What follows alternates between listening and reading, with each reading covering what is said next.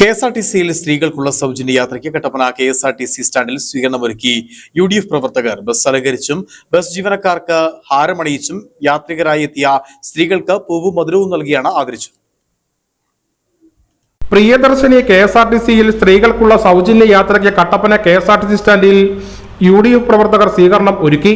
KSRTC bus stand അലങ്കരിച്ചും bus ജീവനക്കാർക്ക് ഹാരം അണിയിച്ചും യാത്രികരായി എത്തിയ സ്ത്രീകൾക്ക് പൂവും മധുരവും നൽകിയാണ് ആദരിച്ചത്. ഈരാറ്റുപേട്ടയിൽ നിന്നും ഇടുക്കി കളക്ടറേറ്റിലേക്ക് സർവീസ് നടത്തുന്ന KSRTC ബസ്സിൽ എത്തിയവർക്കാണ് സ്വീകരണം നൽകിയത്. UDF മണ്ഡലം ചെയർമാൻ സിജു ചക്കുമുട്ടിൽ നേതൃത്വം നൽകിയ സ്വീകരണ പരിപാടിയിൽ നേതാക്കളായ EM ആഗസ്തി, ജോയി വെട്ടിക്കുഴി, ജോണി കുളമ്പള്ളി, തോമസ് മൈക്കിൾ, ലീലാമ ബേബി, CMP നേതാവ് ബിജു തുടങ്ങിയവർ സംസാരിച്ചു.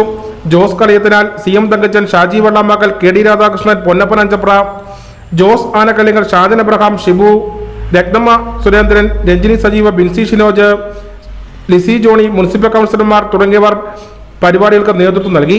News bureau, Kattappana.